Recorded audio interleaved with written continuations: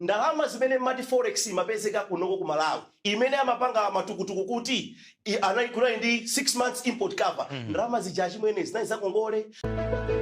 Akuluakulu, DPP inasiya ngongole ya 3 trillion mu zaka 6.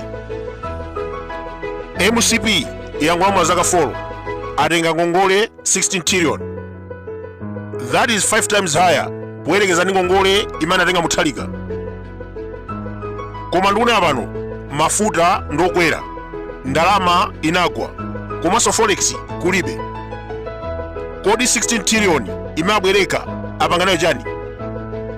Chawezi Banda ndi nthumwi yachakwera afuna kuyimira uphungu ku Ndilande, anatuza yekha. Boma la DPP lidakabwereka ndalama ku African Bank nkumazipezekesa ndalama zija ngati forex. Motero kwa chanayi yamphamvu, mankhwala azipatala amapezeka, komanso katundu amachipa. Koma ulendo uno boma lang'ona likutha forex maulendo a president. Tikapanga masamu 16 trillion divide by 20 million people ndiye kuti Malawi aliyense ali ndi ngongole ya 750,000. Ine sinagwirepo ntchito kuboma kakuli poseko. Ntchito imene ndimagwira ine ndimagwira ntchito ku Chipiko. Madzi auta bodi akweza, zipatala mulibe mankhwala. Odwala akubwezedwa ku Queen Elizabeth Central Hospital, Kamuzu Central Hospital, Chilazulo District Hospital. Aspino neni kulibe. Inu MCP ndi ngongole ya 30 billion ku Central Medical Stores. Lazarus Chakwera wasandusa Malawi kukhala shopu yake. Asilikali akandira mafuta ku DRC akulanda ndi umakagulitsa. Tollgate kapanga mabiliyoni akudya.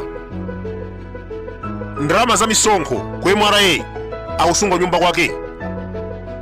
Taona ni makontrakta okoza misewu akupanga zonesero mu mzinda wa Lilongwe, akufuna malipiro awo sana ndi ndalama miyezi 9.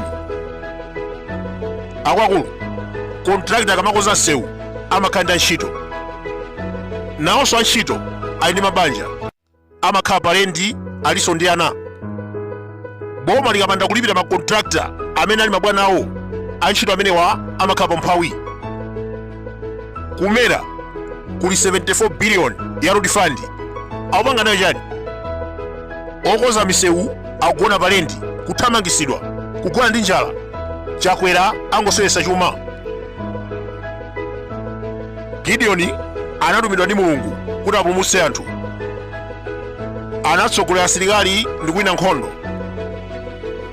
After that anayiwala Mulungu ndi kuyamba kudzipopa.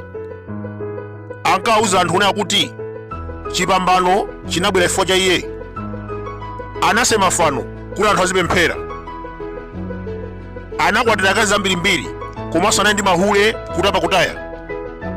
Tikalowa m'Baibulo oweruza 8 verse 31 akunena kuti Gideon anakwatira hule ndi kubereka mwana Abimeleki. Mwana amene atakula anasanduka chimbalangondo.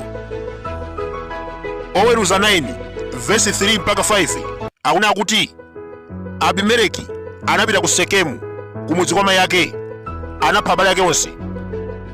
Anapitanso ku Ofura kumudzi kwa bambo ake, anapha abale ake onse kupatula Yotamu amene anabisala. Akuluakulu, chibwana cha Gideon posamvera Mulungu anabeka chimbalangondo chimene chinathetsa mtundu wake. Posachedwa Achakwera anatenga 4.5 billion kupita ku Germany. Anangobwera 2 days anatenganso 200 million ulendo wa ku China.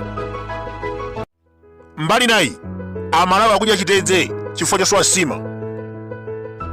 2020 Mulungu anamutuma Lazaro atsogolere dziko ndi kuthetsa njala. Lero atayirira kumangononga ndalama. Ukangolankhula akumatuma polisi kuti azimanga anthu. Koma timafuna tiwauza Chakwera lero Samsoni anali mwamuna wamphamvu.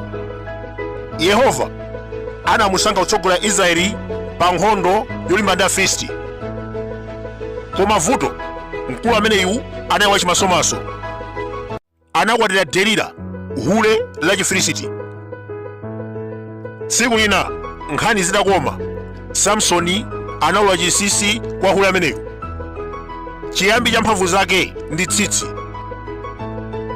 Pamene amagona, Delila anamera tsitsi, kenaka anamupereka kwa Dani. Posakhalitsa, Afilisti anamuchotsa maso ndi kumusandutsa kapolo.